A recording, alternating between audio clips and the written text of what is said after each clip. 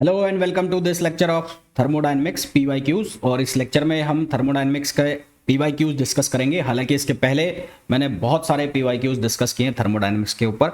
एक और एग्जाम के पीवाईक्यूज हम डिस्कस करेंगे। एक और एग्जाम के पीवाईक्यू डिस्कस करने से आपके कॉन्सेप्ट बिल्डिंग और स्ट्रांग होगी और साथ में आपको वैरायटी ऑफ क्वेश्चंस और मिलेंगे। इन क्वेश्चंस को मेरे कराने के बाद खुद जरूर सॉल्व कर लेना, है ना। ऐसा नहीं है कि मेरे सिर्फ कराने से और आपके देखने से आपकी प्रिपरेशन हो जाएगी। वो लास्ट मोमेंट का हो सकता है कि आपके पास बहुत कम दिन रह गए हैं तब आप ऐसा कर रहे हैं। अदरवाइज आपके पास 15-20 दिन भी बचे हैं और आपकी प्रिपरेशन चालू है, तो आप इन क्वेश्चंस को एक बार ज़रूर निकाल लेना, रफली निकाल लेना चाहे। तो चलो स्टार्ट करते हैं। पहला जो क्वेश्चन है उसमें बोला है the amount of radiant energy in ergs E emitted per square centimetre. यहाँ पर तो आपसे रेडिएशन का फॉर्मूला पूछा है। इतनी भूमिका बनाई है, इतना घुमाया फिराया क्वेश्चन को, आपसे ये पूछ रहा है सीधा E equals to sigma T4, तो E प्रोपोर्शनल टू क्या हो जाएगा T4। तो आंसर कौन सा आ जाएगा? C आ जाएगा। अब इसमें एक घुमा फिरा के लिखा है ताकि आप सोचने पर मजबूर हो जाओ, पर सीधा सीधा आपसे ये पूछा गया है radiation law. The relationship between the scales of temperature. अब देखो स्केल्स ऑफ टेम्परेचर का होता है C-0 अपॉन 100-0। ये जो जीरो मैं लिख रहा हूँ ये होता है लोअर टेम्परेचर और 100 जो है हाई टेम्परेचर है उस पर्टिकुलर स्केल का। इसी तरह से फ़ारेनहाइट में जब हम लिखते हैं तो ये होता है F-32 और ये होता है 212-32। केल्विन में हम लिखते हैं तो K-273 और ये हो जाता है 373-273। इसी तरह से रीमर स्केल में हम जब लिखते हैं तो ये बन जाता है R/4। इसको सिंप्लीफाई करोगे तो ये बनेगा C/5। इधर बनेगा F-32/9, ये बनेगा K-273/5 और ये बन जाएगा R/4।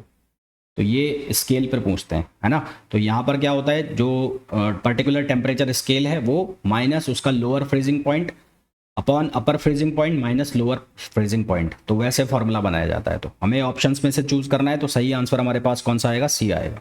Next, mean free path जो होता है वो होता है average distance between two successive collisions, है ना। टू सक्सेसिव कॉलिजन्स के बीच का फॉर्मूला होता है, या पाथ जो होता है उसको मीन फ्री पाथ कहते हैं। मीन फ्री पाथ को हम लिखते हैं 1/√2 और पाई सिग्मा स्क्वायर n, जहाँ सिग्मा जो होता है वो होता है डायामीटर, डाया ऑफ मॉलिक्यूल, और n जो है उसको हम P/kT से भी लिख सकते हैं, नंबर ऑफ मोल्स मॉलिक्यूल्स। ठीक है, तो यहाँ से ये फॉर्मूला ऐसा भी बन सकता है KT/√2 pi sigma square P। तो आपसे ये भी पूछा जा सकता है कि लैम्ब्डा और टेम्परेचर में क्या रिलेशन है। आपसे ये भी पूछा जा सकता है कि लैम्ब्डा और प्रेशर में क्या रिलेशन है। तो ध्यान रखना है इसको। तो सही ऑप्शन आ जाएगा D। The wavelength corresponding to the maximum energy is inversely proportional to the absolute temperature. तो ये होता है Wien's displacement law, lambda max T equals to constant, और वो कांस्टेंट बराबर होता है B के। उसकी वैल्यू भी फिक्स होती है 2.93 × 10⁻3। इसको हम बोलते हैं वीन्स डिस्प्लेसमेंट लॉ। इसको हम क्या बोलते हैं? वीन्स displacement law.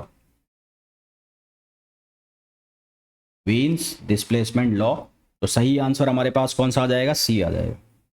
Next, mathematically enthalpy. Enthalpy जो है उसको हम लिखते हैं H से, और एंथैल्पी को हम लिखते हैं U+PV से। तो सही आंसर हमारे पास कौन सा हो जाएगा? B हो जाएगा। Next, according to Charles law. तो चार्ल्स लॉ क्या, देखो एक होता है PV इक्वल्स टू कॉन्स्टेंट, तो PV इक्वल्स टू कॉन्स्टेंट ये है बॉयल्स लॉ, ये है बॉयल्स लॉ। इसी तरह से P is proportional to T, ये होता है गैलुसाक लॉ। गैलुसाक लॉ, यानी कि यहां पर तो कांस्टेंट है टेम्परेचर, यहां पर कांस्टेंट है वॉल्यूम, और जब V प्रोपोर्शनल टू T, या ऐसा लिख लो V/T इक्वल्स टू कांस्टेंट, तो ये बोला जाता है चार्ल्स लॉ। और चार्ल्स लॉ की जब हम बात करते हैं तो यहां पर कांस्टेंट कौन है? प्रेशर। तो V/T इक्वल्स टू कांस्टेंट, ये बोला है चार्ल्स लॉ। तो हमारे पास जो ऑप्शन आएगा वो आ जाएगा कौन सा? C। नेक्स्ट क्वेश्चन पे आइए। क्लैसियस क्लैपेरॉन इक्वेशन, इसको लेटेंट हीट इक्वेशन भी हम कहते हैं। ये होता है dP/dt equals to L/T V2 - V1। इसको हम फर्स्ट लेटेंट हीट इक्वेशन भी बोलते हैं। First latent heat equation, first latent heat equation भी इसको हम कहते हैं। और इसको जब हम ड्राइव करते हैं तो it is derived from Maxwell equation, second equation, Maxwell second equation. और सेकंड इक्वेशन कौन सी वाली, del S upon del V equals to ये हो जाएगा del P upon del T. तो यहाँ वी आ रहा है तो यहाँ पर कांस्टेंट में लगा दो टी, यहाँ पर वी है तो यहाँ कांस्टेंट में लगा दो टी, एक मिनट रुको, यहाँ और यहाँ पर वी है सामने तो यहाँ कांस्टेंट में लगा दो वी, है ना। ये भी आपसे पूछा जाता है कि जो आप क्लैसियस क्लैपेरॉन इक्वेशन बनाते हैं उसमें कौन सी मैक्सवेल इक्वेशन यूज करते हैं। 4 मैक्सवेल इक्वेशन यूज करते हो। याद करने का तरीका, टीवी पे सिनेमा, टी वी पे सिनेमा, उसके साथ माइनस आएगा ध्यान रखना, उसका उल्टा कर दो तो चौथी बन जाएगी। इसी तरह से एक है टपरी पे वो सुट्टा पी रहे हैं, तो टपरी टी पी वो वी सुट्टा पी रहे हैं एस, उसका उल्टा कर दो तो वो सेकंड बन जाएगी जो कि मैंने लिखा हुआ है। ठीक है, नेक्स्ट क्वेश्चन पे आ जाओ। The specific heat CV at constant volume for monoatomic ideal gas. तो मोनोएटॉमिक आइडियल गैस तो बाद में देखेंगे। CV जो होता है वो होता है R F R/2, F R/2। तो F फॉर मोनोएटॉमिक, F मतलब डिग्री ऑफ फ्रीडम, तो फॉर मोनोएटॉमिक के लिए F की वैल्यू लेते हैं हम 3, तो यहाँ से CV की वैल्यू हो जाएगी 3R/2। तो ऑप्शन हमारे पास आ जाएगा कौन सा, ए आ जाएगा। नेक्स्ट क्वेश्चन पे आ जाओ। An ideal gas the internal energy, अभी मैंने आपको बताया था जूल्स लॉ, जूल्स लॉ। तो जूल्स लॉ के अकॉर्डिंग इंटरनल एनर्जी होती है फंक्शन ऑफ टेम्परेचर, तो U प्रोपोर्शनल टू T आ जाएगा, तो सही आंसर हमारे पास आ जाएगा T। Next, when 1 gram of ice melts at 0 degree centigrade the change in entropy. तो एंट्रोपी जो चेंज है वो लिखेंगे हम डेल क्यू अपॉन टी से। तो लेटेंट हीट के लिए ml अपॉन टी, और L यानी कि latent heat of fusion of ice, ये होती है 80 कैलोरी पर ग्राम, 80 कैलोरी पर ग्राम। अब मास हमें दिया है 1 किलोग्राम, तो इसको ग्राम में कन्वर्ट करना पड़ेगा, तो यहाँ से ये हो जाएगा 1000 इंटू 80, और टेम्परेचर को डिग्री सेंटीग्रेड में कन्वर्ट कर लो तो ये हो जाएगा 273, तो ये हो जाएगा 80,000 और अपॉन 273, तो आंसर आ जाएगा 80,000 अपॉन 273 कैलोरी पर केल्विन, ये आंसर आ जाएगा।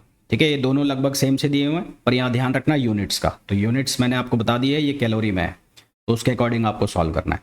अगर इसको आप किलो जूल पर किलोग्राम में लिखोगे तो ये लिखा जाएगा 336 किलो जूल पर किलोग्राम, अगर किलो जूल पर किलोग्राम में पूछा जाए आपसे। तो next question, for an ideal monoatomic gas at temperature T most probable energy of particle. तो most probable energy of particle हमें बताना है मोनोएटॉमिक गैस के लिए। तो 1 डिग्री ऑफ फ्रीडम के पास जो आएगा वो आएगा F/2 kT, ये एनर्जी होती है। तो मोनोएटॉमिक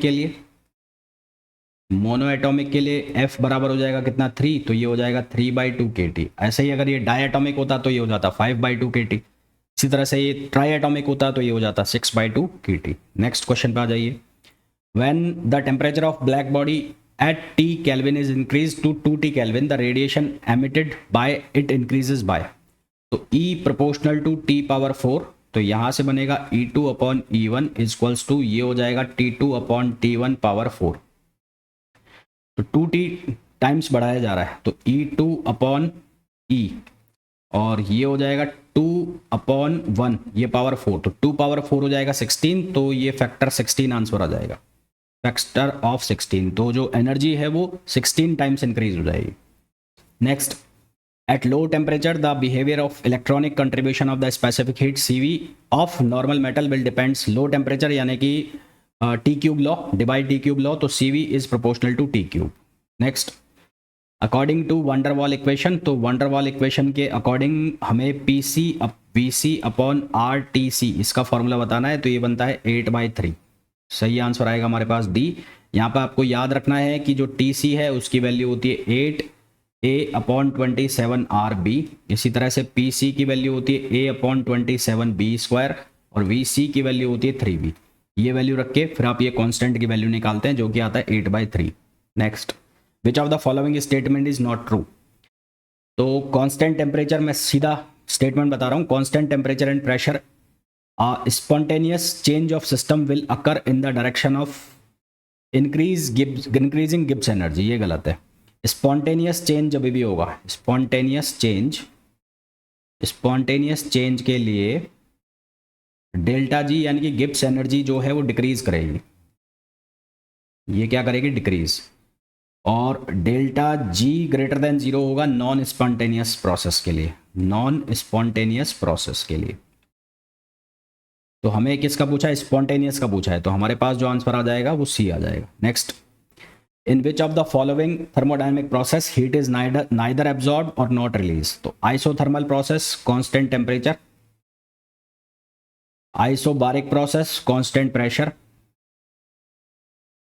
आइसोकोरिक कांस्टेंट वॉल्यूम, और एडियाबैटिक प्रोसेस हीट की जो वैल्यू है वो 0 रहेगी, यानी कि हीट ना तो आ सकती ना जा सकती। तो सही आंसर हमारे पास कौन सा होगा, सी होगा।